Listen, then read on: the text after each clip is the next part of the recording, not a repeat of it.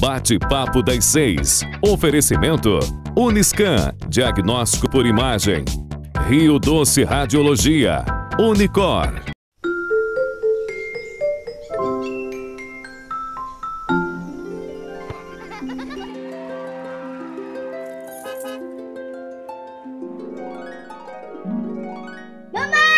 Imaginar o futuro de quem a gente ama é encarar o próximo passo como a decisão de viver todas as memórias ao lado de quem amamos.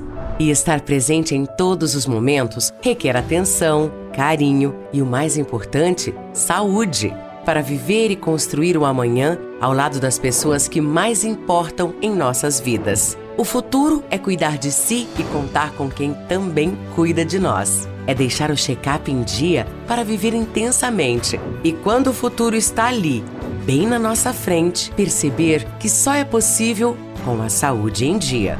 Check-up Premium. Agende o seu. Uniscan e LMC Hospital. A gente cuida.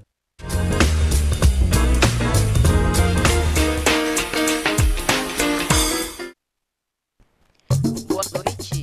Nós estamos começando o nosso bate-papo das 6.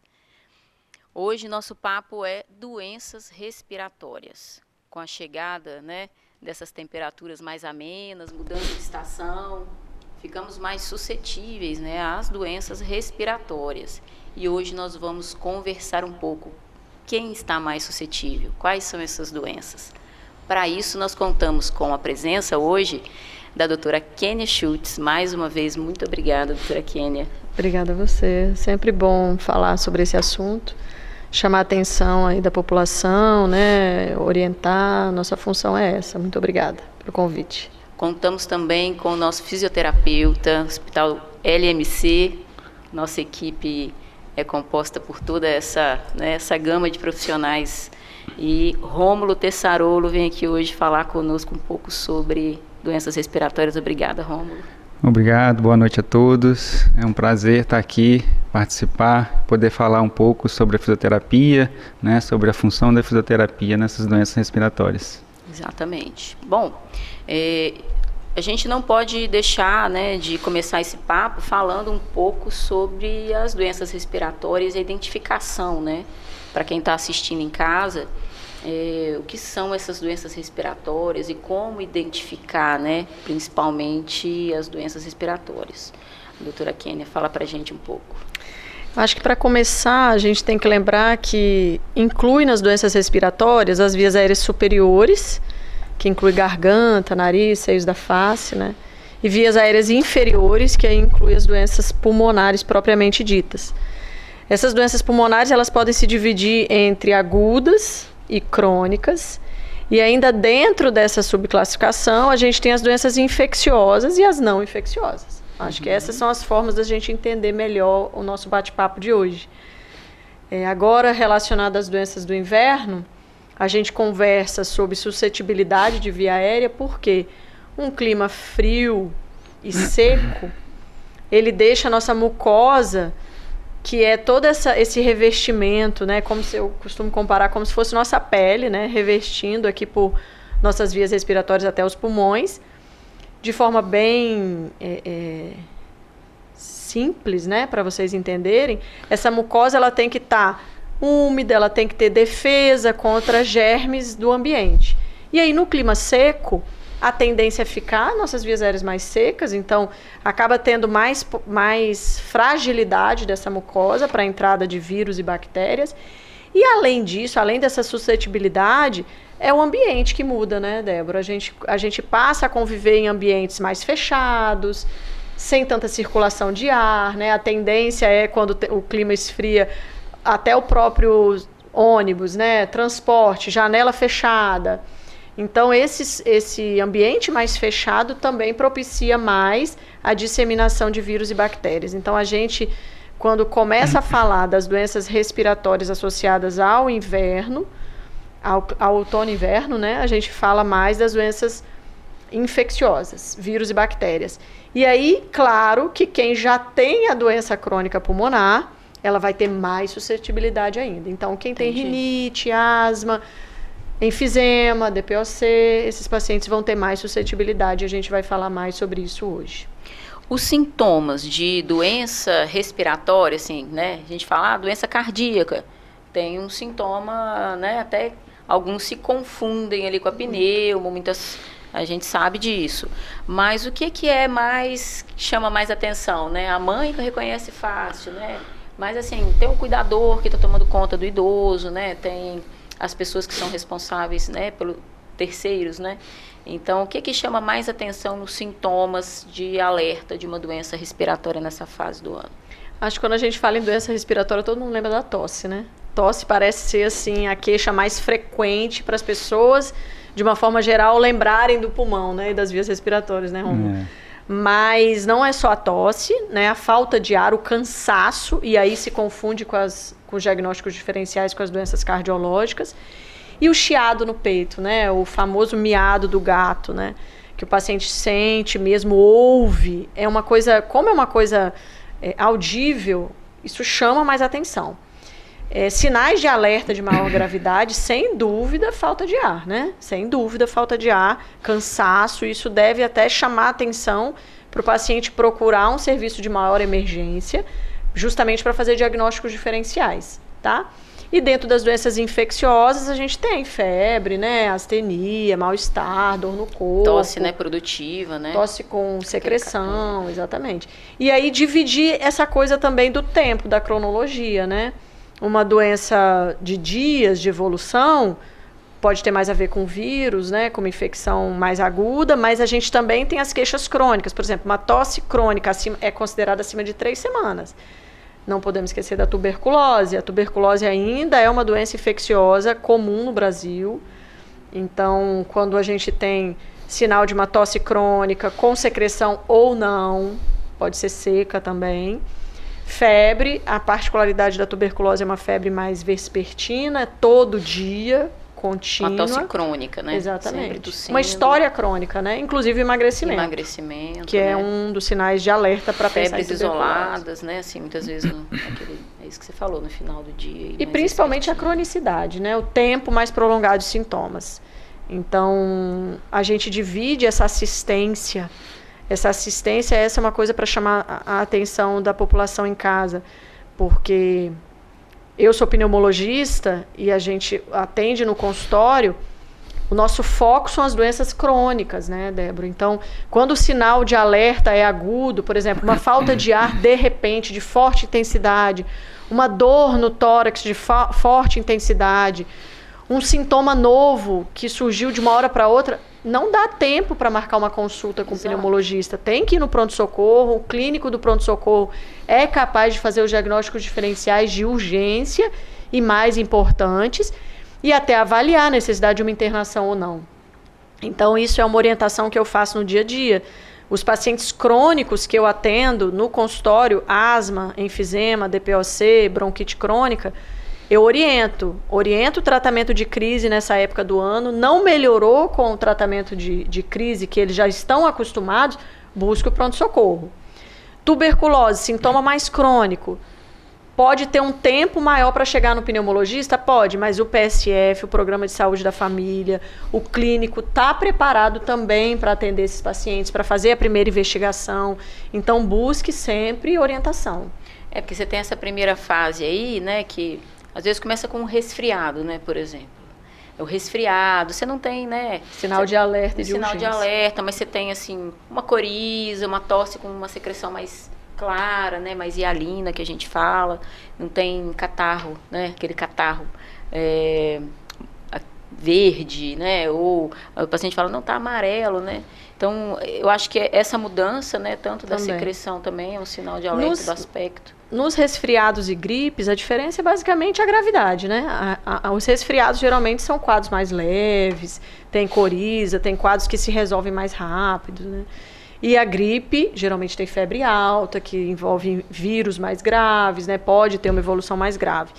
E essa mudança de secreção, ela tem a ver também com o tipo de infecção, né? Infecção viral ou infecção bacteriana. Se o paciente já tem uma doença de base, por exemplo, o enfisema pulmonar, a mudança de secreção chama a atenção sempre para uma infecção bacteriana.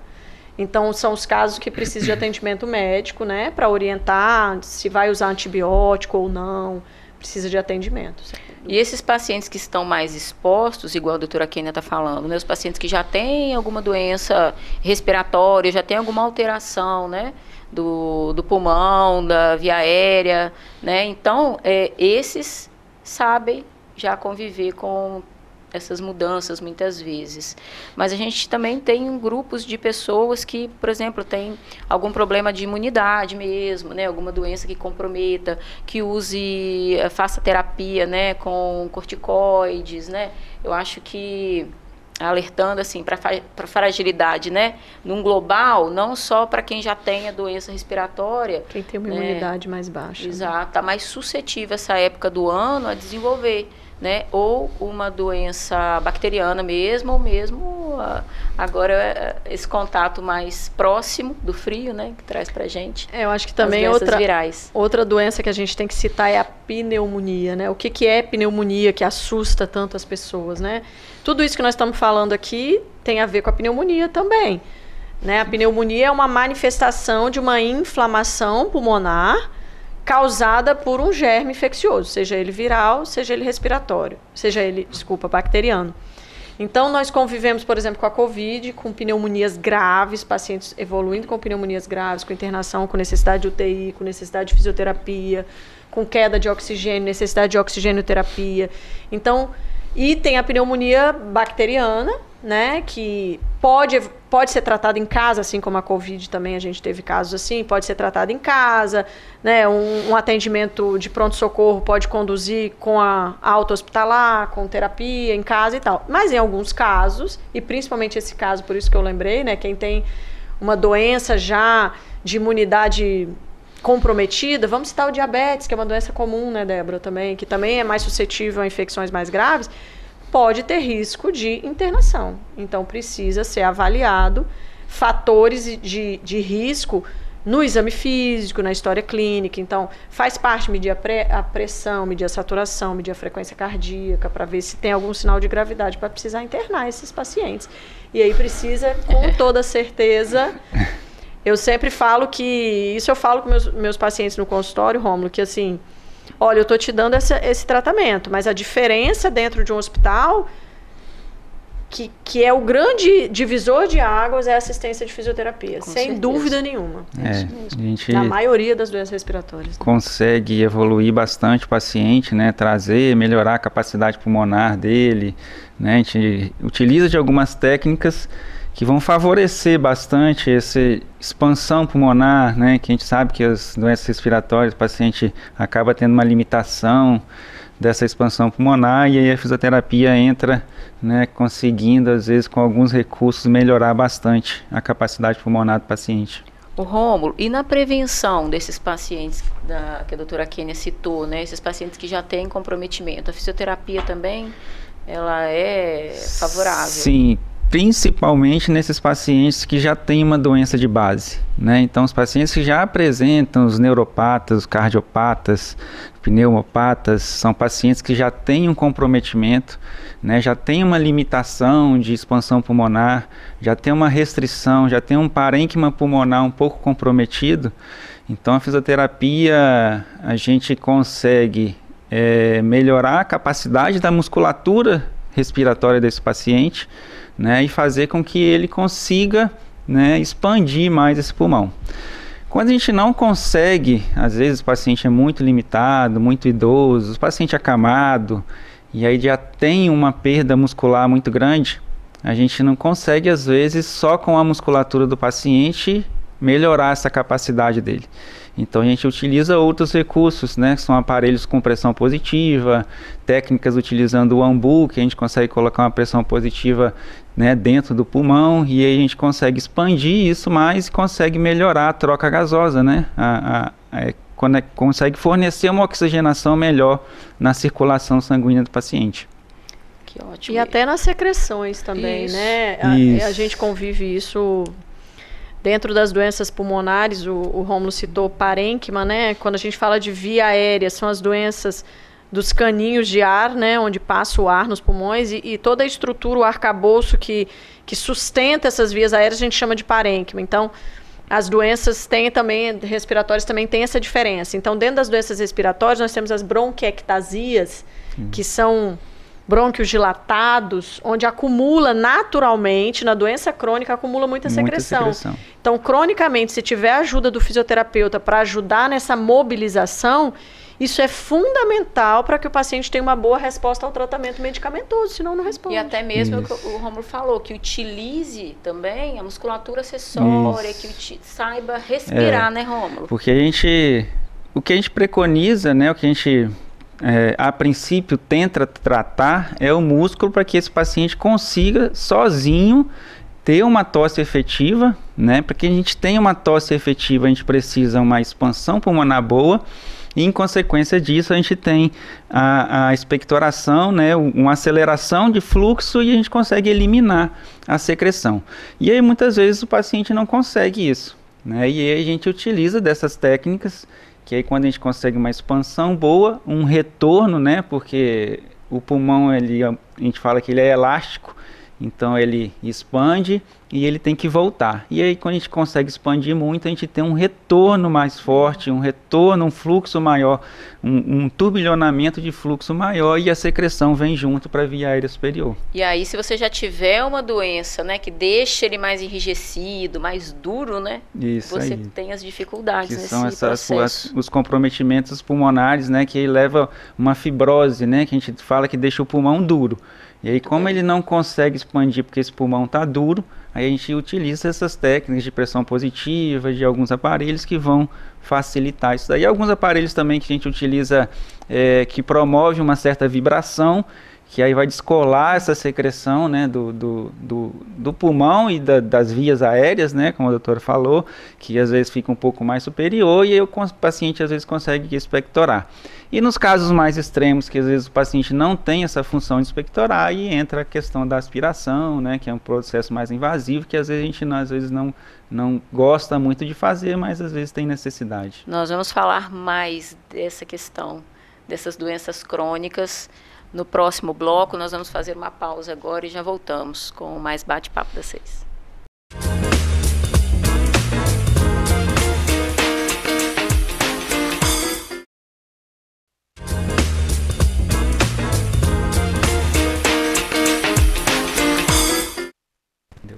Voltamos com o nosso Bate-Papo das 6. Hoje nosso papo é sobre doenças respiratórias. Estamos aqui com a doutora Kênia Schultz e com o fisioterapeuta Rômulo Tessarolo para falar para vocês sobre esse assunto. No bloco anterior, nós estávamos falando sobre essas doenças que vão além das doenças infecciosas, né? Passa do resfriado, não se trata de uma infecção, nem por vírus, nem por bactéria. Nós estávamos falando de doenças que acometem cronicamente os pulmões, né, doutora Kênia? Essas doenças aí a gente fala pouco nelas. A gente tem, o Rômulo citou a fibrose pulmonar, né? A fibrose pulmonar é uma doença parenquimatosa que está fora da via aérea, em tese, né? Então é uma doença que cronicamente inflama os pulmões por vários motivos, né? A gente conheceu um pouco desse assunto nos pacientes que evoluíram com a pneumonia por Covid, na preocupação de evoluir e poder evoluir para a fibrose. Porque existe isso também, né? Existem gatilhos de infecções que ao longo da vida pode desenvolver essa fase fibrosante, que é esse pulmão duro que o Rômulo citou. Mas eu queria chamar a atenção para as exposições ambientais, Débora, porque a gente fala muito do cigarro, dos vírus, das bactérias. A gente esquece do ambiente de uma forma assim, mofo, fungos de área molhada, desse mofo de parede úmida que a gente vive, né, nas épocas inclusive de calor, na época de enchente, né? Então paredes mofadas, aquele preto do mofo de parede, aquilo faz inflamação pulmonar crônica, mofo de ar-condicionado, seja carro, seja dentro de casa. Animais, especialmente animais com pena, eles acumulam na pena fungos que podem fazer inflamações crônicas pulmonares. A gente chama isso de pneumonites. É diferente da pneumonia bacteriana. São pneumonites, inflamações crônicas por esses agentes.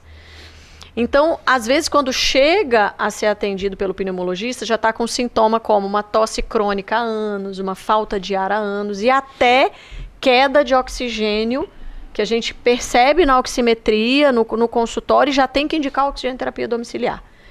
Então, dentro dessa doença, eu queria chamar muito a atenção, porque nós precisamos nos preocupar no ambiente em que a gente vive, higienizar bem, evitar, se possível, esses contatos muito próximos com animais com pena. Isso inclui travesseiro de pena, tá, gente? Isso inclui... A gente fala um pouco das alergias, né? Das alergias em relação à roupa de cama, que tem ácaro, mas a gente esquece do fungo que pode estar dentro de um travesseiro de pena.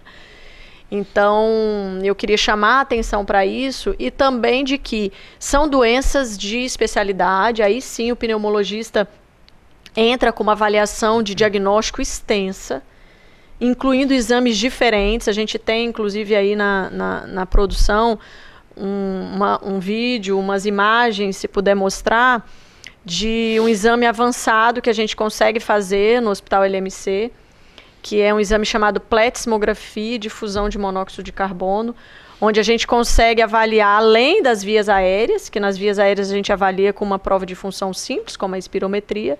Nesse outro exame, a gente consegue avaliar doenças que acometem troca gasosa, doença que acomete parênquima pulmonar, como a fibrose pulmonar. Então, eu quero deixar claro que existe uma extensa gama de diagnóstico a ser feito. Inclui a gasometria arterial também, inclui às vezes o ecocardiograma, uma gama de diagnósticos diferenciais para a gente definir. Então, tosse, falta de ar crônica, né, são doenças que devem ser investigadas de forma específica. Esse exame que você está falando, que nós temos no Linhares Medical Center, é um exame comum de se ter nos hospitais? No Espírito Santo nós temos 2 clínicas que fazem, né? Uma em Vitória e a nossa aqui no Hospital LMC, no Linhares Medical Center. É um exame avançado, novo. Uma das grandes motivações para ele chegar até nós é, inclusive, essa avaliação pós-Covid. Porque a falta de ar, a gente chama de dispneia, né? É essa sensação de cansaço que o paciente define. Essa sensação não é fácil de ser medida e avaliada. Então, a gente precisa de exames bem mais complexos. Esse aí é o exemplo do exame que a gente faz. É uma câmara que o paciente fica dentro, ela é toda de vidro, não é isso? Isso. É uma câmara hermeticamente... Uma parte do exame é feita com a porta fechada, a outra parte é feita com a porta aberta. Então, o aparelho fica na boca, você faz movimentos de insuflação e desinsuflação, que o Rômulo também explicou muito bem, né? O pulmão é um órgão elástico. A fibrose atrapalha essa elasticidade, é a principal doença pulmonar que atrapalha a elasticidade.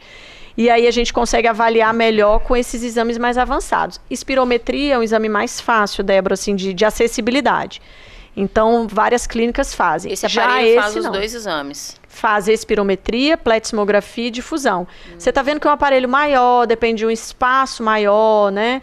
Então, não é um aparelho até fácil de ter dentro de um consultório, por isso que não é tão comum. Tem todos os consultórios de pneumologista, mas a gente é referência, então sim, os outros pneumologistas do estado, né, encaminham para a gente. Não só pelo tamanho dele, mas também por tudo que você tem que ter para ter um aparelho desse, né? Exatamente, exatamente. É muito interessante, né, a gente falar desse exame, né? A gente tem ele aqui em Linhares e da importância dele, né?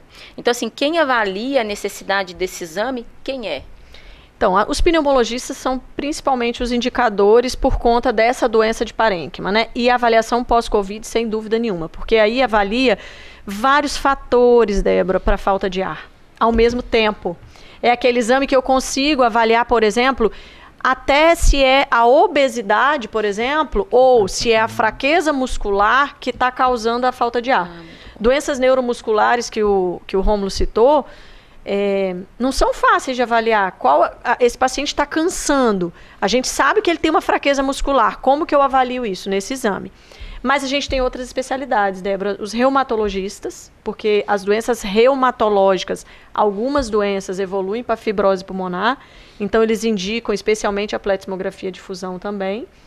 E outros especialistas que estão avaliando uma falta de ar, ou seja, uma dispneia a esclarecer, né?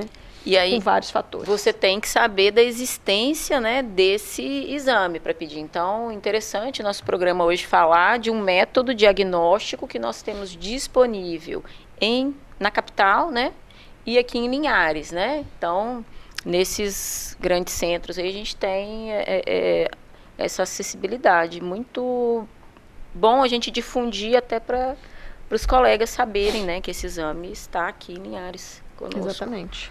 Muito bacana. E vai servir nos pacientes pós-Covid. Aí eu pego até hoje, assim, os pacientes, né, do pós-Covid, que têm sequelas, estão fazendo aí, né, mais graves, estão ainda fazendo a fisioterapia, reabilitando, né, que tiveram maiores, né, danos aí com o Covid, ganharam uma via acessória, né, uma traqueostomia, então todo esse contexto do Covid, né, que a gravidade fica, quando é grave, fica muito claro, mas tem aquele paciente que vem com uma falta de ar, muitas vezes não está conseguindo, doutor, eu fazia minha atividade física normalmente, mas agora eu não consigo, eu estou fadigada, eu não consigo chegar onde eu chegava.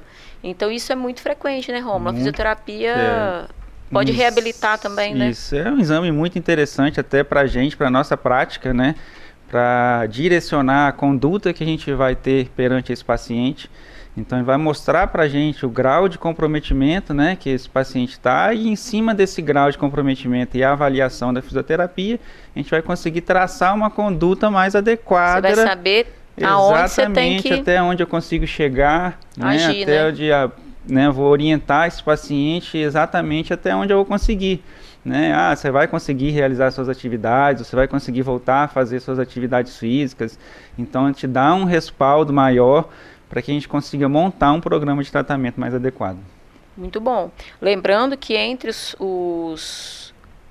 né, as substâncias que irritam a via aérea e causam essa inflamação repetida, a gente tem a questão do passarinho, dos pássaros, das penas e tudo, mas a gente tem poluentes, tem a questão de café, né? De fumaça, do café, desses secadores, né? Secador de café é bem lembrado, Débora, muito bem lembrado. Assim, é impressionante como eu tenho pacientes que procuram nessa época da panha do café. E aí, com o tempo que eu estou aqui em Linhares, né? Eu venho sempre conversando muito com os pacientes. E aí eu fui aprendendo, assim, realmente os secadores, eles têm muito ambiente com mofo, com acumulador, porque o fundo do secador de café cai ali os grãos, e ali é meio de cultura para desenvolver fungo. Então eu tenho pacientes que já fizeram essa pneumonite de hipersensibilidade que eu acabei de dizer, que a gente correlacionou, a gente chama isso de pulmão do cafeicultor, né? Assim, do paciente que está na exposição contínua na agricultura do café e que tem exposição praticamente aos mesmos fungos sempre, né? Às vezes uma vez no ano, de forma mais importante, mas é sempre ao longo dos anos. E isso pode acabar, assim, o paciente tem uma sensibilidade maior a desenvolver, porque que fique claro que nem todo mundo tem a doença, né? Não é todo mundo que vai ter o contato com um pássaro que vai ter a doença, mas a gente não sabe quem vai ter. Isso. Porque é uma hipersensibilidade. Então, as pessoas têm que chamar atenção para os sintomas. Se puder evitar, o que puder evitar e se proteger, melhor. Mas prestar atenção nos sintomas. Começou a tossir, começou a ter um cansaço diferente, procure o médico para avaliar essas doenças mais específicas. A falta de ar, ela é multifatorial, né? Então, ela pode ter ali um pé na pneumologia, ela pode ter ali uma questão cardiológica envolvendo uma falta de ar. Então, metabólica. Então, fadiga, falta de ar, nunca deve ser, como dor torácica, né? É a falta de ar. A gente nunca deve deixar ela de lado, em segundo plano. Opa, se você não tem, né, o costume de sentir fadiga para os seus exercícios, começou a dormir com mais de um travesseiro, acende aí o alerta, porque algo não está certo. E a gente vai se adaptando, né, às mudanças do corpo, e na cardiologia o que a gente vê é exatamente isso. O paciente ele vai reduzindo as atividades, ele deixa de fazer, ele coloca um travesseiro a mais, ele, né, tá inchado, né, a gente tem também outras doenças, o rim comprometendo. Então, assim, Falta de ar nunca deve ser deixado para um segundo momento, um segundo tempo, né? Eu costumo dividir em quatro possibilidades assim para os pacientes, sabe? Cardíaca, pulmonar, metabólica e ainda nós temos uma ainda que é a psicológica, assim, né? Nós vivemos um período, por exemplo, de pandemia, onde as pessoas passaram por perdas emocionais, perdas financeiras, mudou o hábito de vida, surgiu mais depressão, mais ansiedade e essas doenças psiquiátricas, elas também dão sensação de fadiga e cansaço, assim, a gente chama isso de respiração ofegante ou suspirosa, né? Essa respiração suspirosa, ela tem mais a ver com a ansiedade, então ainda tem esse fator confundidor, né, Débora? Então, nós precisamos realmente ter, às vezes, um arsenal diagnóstico com exames especializados para avaliar bem a função pulmonar, né, Romulo? Descartar essas possibilidades e chegar ao ponto de estimular o paciente, sim, aí fazer atividade física. Olha, seu pulmão, seu coração está estável, vamos lá, vamos praticar atividade, vamos perder peso, para melhorar também essas sensações. Né? E na pandemia, né, Rômulo, você faz atendimento da população de Linhares, aí acho que todo mundo deve conhecer Rômulo, mas todo mundo deve ter um oxímetro, né, onde você vai. É muito comum, né, principalmente depois da pandemia.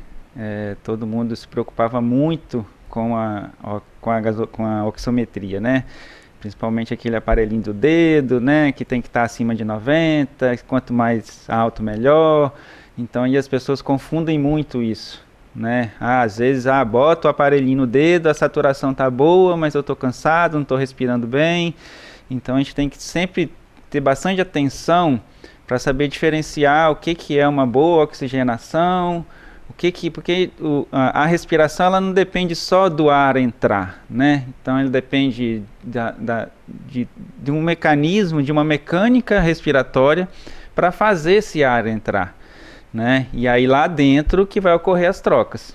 E essa troca que é aferida, né, através do oxímetro de dedo, que vai dar, que a gente chama de saturação, né? Que vai ver a concentração de oxigênio pela via periférica que está circulando no sangue, né? E a gente utiliza esse oxímetro de dedo para fazer isso. Mas existem outros exames, né, mais invasivos, né, e específicos que vão determinar melhor isso e vai te dar um parâmetro melhor para você se guiar.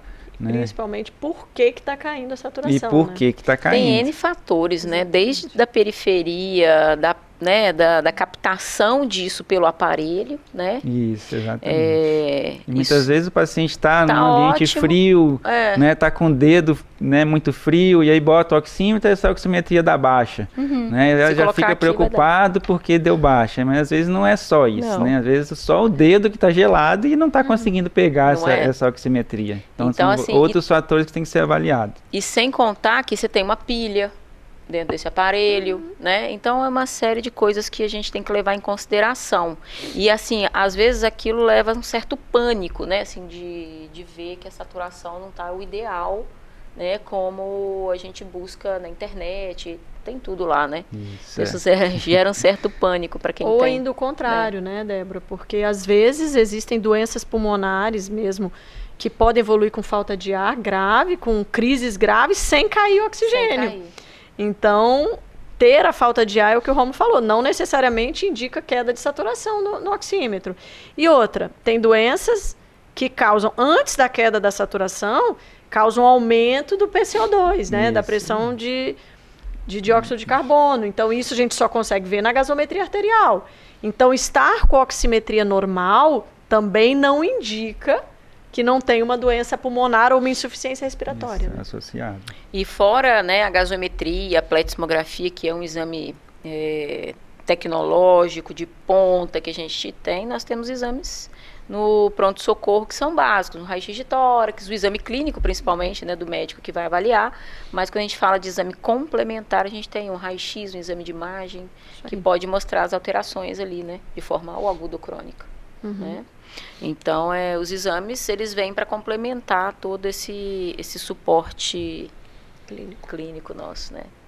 Bom, nós vamos dar mais uma pausa agora, vamos para o nosso terceiro bloco em seguida.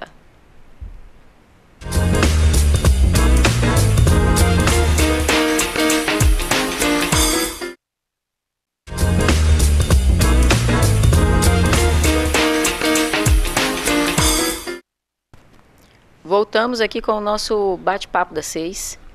Estávamos falando aqui de doenças respiratórias, né? E nós falamos bastante, né? Tenho aqui Kênia e Rômulo hoje falando aqui conosco. Nós estávamos falando de todo, né, o surgimento da doença, como que nós tocamos nos principais pontos, acredito, né? Mas como prevenir essas doenças? Como seria uma forma eficaz de prevenir as doenças respiratórias nessa fase aí do ano? Tem algo que pode ser feito? Tem, eu acho que... agora, já tinha que ter sido feito. Primeiro que a prevenção dentro das doenças crônicas, né, Débora, nós temos doenças genéticas que a prevenção é fazer com que elas não piorem e tratar elas adequadamente. Isso inclui asma, isso inclui algumas doenças raras, né? A gente tem doenças raras, genéticas, que devem ser avaliadas, às vezes, desde a infância. A fibrose cística é uma delas, né? Então, como que funciona? Vamos citar a fibrose cística como uma doença crônica. Lá na infância, quando é feito o diagnóstico, já é feito tratamentos preventivos de uma vida inteira para prevenir infecções respiratórias e tal. Então, medicamentosas mesmo. Mas, de uma forma geral, para a população é evitar contato com ácaros, com cheiros, com mudança de temperatura muito brusca, clima muito seco. Você pode ajudar esse clima a melhorar a umidade colocando umidificador, até eu oriento bacia de água mesmo, ou uma toalhinha molhada no quarto onde você dorme, pelo menos, porque você vai ficar ali umas 8 a 10 horas dormindo naquele quarto. Então melhora a umidade daquele ambiente. Lavagem e higienização de soro nasal, né? Acho que ajuda também a prevenir, porque você pelo menos umedece. Água, ingesta de água. Cigarro, né, Débora? Entra como prevenção de doenças respiratórias, né, incluindo câncer de pulmão. Aí o câncer de pulmão tem o cigarro como grande vilão, então não fumar é outra forma de prevenir. Não abandonar nenhum tratamento, né? Dar sempre continuidade, tá acompanhando. Outras doenças que podem ter acometimento pulmonar, como a gente citou, as doenças inflamatórias, autoimune, né? As doenças reumatológicas, inflamatórias devem ser tratadas também para proteger o pulmão. Existe vacina para prevenir essas doenças infecciosas nesse período? Existe. A gente tem a vacina de gripe, né? Que está agora e começou agora, contra o vírus influenza. A vacina contra o vírus Covid, né? A vacina contra pneumococo, que é um tipo de bactéria causadora da pneumonia. Então, nós temos forma de prevenir infecções vacinando, que é a forma eficaz, tá? O contato, tem pessoas que me perguntam como que eu peguei essa pneumonia. A gente pega a pneumonia de outra pessoa que está portando esse germe, respira, conversa contigo, exala o vírus e a bactéria e você aspira, né? Não tá fazendo inala mal pro outro, mas faz exatamente. pra você. Inala. E aí esse vírus ou bactéria pra gente pode causar pneumonia e pro outro não. Então a forma eficaz também é evitar contato com pessoas contaminadas, né? Quem tiver gripado ou tossindo com sintoma respiratório, uma criança não ir para a escola, né? Ou não ir para um ambiente com aglomerado de pessoas. Lavagem de mãos, uso de álcool, tudo que a gente aprendeu na época da prevenção e da Covid, né, de contaminação da Covid, serve para todas as infecções respiratórias, Débora. Para todos, né? E a gente tem que ter o hábito de lembrar que os pacientes que são portadores de outras doenças crônicas, diabetes, hipertensão, cardiopatia, né, eles são os candidatos aí a estarem mais, né, protegidos, né? Então, assim, a gente precisa lembrar que existe essa vacinação. Você como paciente, né, e o médico que vai acompanhar vai lembrar que você precisa vacinar de tempos em tempos. Não é vacinar uma vez na vida, né? Então, você precisa manter em dia aquele cartão vacinal, né? Então, o paciente que já tem uma doença pulmonar, o paciente que já tem um estado mais debilitado, ele tem que ser vacinado. Fundamental. Conforme essa sazonalidade, né? E a gente está entrando aí agora. E a vacinação tem que acontecer antes do período Da maior disseminação do vírus, né? Então, não adianta, claro, é sempre hora de vacinar, mas não adianta você deixar para vacinar em cima, porque aí fica parecendo que você fez a vacina e ficou doente por causa da vacina, e não é isso. E a gente ouve isso muito. Agora, talvez as pessoas não lembram, né? Mas assim, a vacina dos idosos, né? As pessoas costumam chamar a vacina de influenza, é essa vacina que os idosos... Exato. É a população que começa a vacinar primeiro, né? São os idosos, crianças, gestantes. Por quê? Porque, como a Débora disse, é a população mais susceptível a desenvolver formas graves. Então, entenda, vacina não impede você de se contaminar ou de pegar uma gripe, mas previne contra as formas graves da gripe, que esse é o nosso objetivo ao vacinar, tá? Então, o influenza, que é esse vírus na vacina da gripe, que é a vacina dos idosos, nos doentes respiratórios, Débora, que tem doenças pulmonares crônicas, é um vírus, assim, que causa crises graves pulmonares. E talvez as pessoas não entendam por que tem que ser aplicado todo ano. É aplicado todo ano porque todo ano é feita a análise do ano anterior de quais são os vírus mais virulentos, né, que causam doenças mais graves. Então, todo ano é renovado aí esse perfil vacinal, porque vírus é um germe muito mutável, né? E tem as vacinas contra a pneumonia bacteriana, né, que é o pneumococo, que já é mais controlado. Então, tem um esquema vacinal aí orientado para criança, diferente do adulto. Especialmente o grupo também com indicação são os pneumopatas, né? Inclusive com direito a vacinar pelo SUS, precisa de um laudo para isso.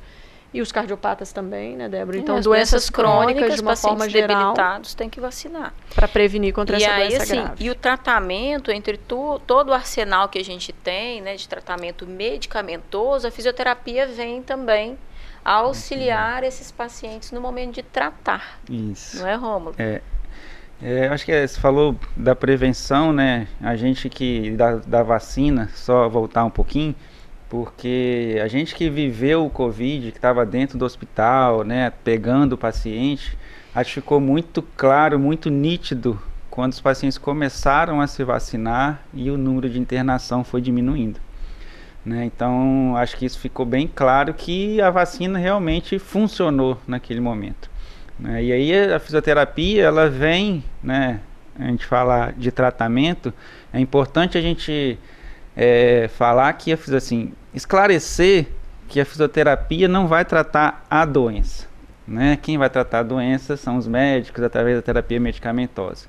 A gente vai tratar as complicações que essa doença vai causar no paciente, que são essas limitações, né? Tanto as limitações respiratórias quanto as limitações motoras, né? Então, quando a gente pensa num paciente que está internado, num paciente hospitalar, é um paciente que vai querer ficar deitado, vai querer ficar dormindo, vai querer ficar lá, né, quietinho lá na dele. E aí a fisioterapia vem justamente para tentar minimizar isso, né? Deixar o paciente o mais ativo possível. E ele estando mais ativo possível, ele vai sair do hospital mais rápido, né? E mais recuperado e voltando às suas atividades normais o mais rápido possível e com qualidade, né? Que é o mais importante. Então a fisioterapia vem auxiliar no tratamento do paciente dessa forma, né? Atuando nas possíveis alterações de função que ele vem apresentar, né? Então tem todo o tratamento medicamentoso, cirúrgico, né? E aí o fisioterapeuta entra para tentar acelerar esse processo, deixar o paciente voltar às suas atividades de vida diária, voltar a frequentar o seu trabalho, voltar a frequentar a sua atividade a funcionalidade física, dele, voltar, né, a ter funcionalidade e vencer voltar. As limitações, né? A fisioterapia, eu entendo que ela vem ali tratando e reabilitando, né, essas pessoas. Eu queria agradecer a presença de vocês, tem muita coisa para falar e a gente não falou de vários temas aqui, né, relacionado à doença respiratória. Obrigada, Rômulo, pela sua presença. Agradeço. Foi um prazer. Obrigada, doutora Kênia. Obrigada. E nós estamos aí, né, falando, tentando prevenir e trazer informação de qualidade, e agradecer a vocês que estão acompanhando o programa. Boa noite e até um próximo Bate-Papo das 6. Obrigada.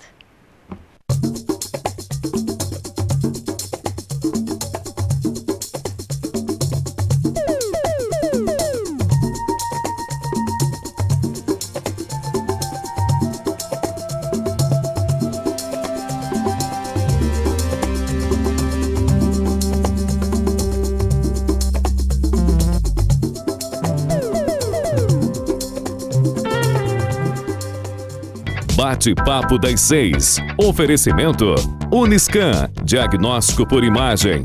Rio Doce Radiologia. Unicor.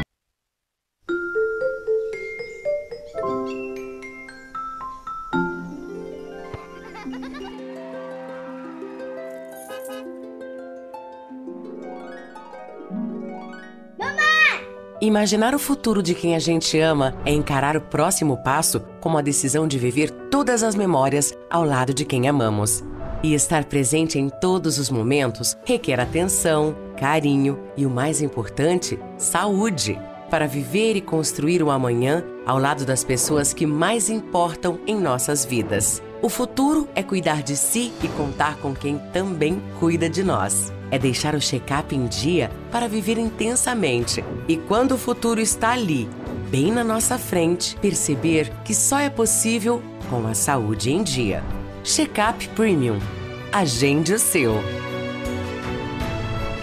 Uniscan e LMC Hospital. A gente cuida.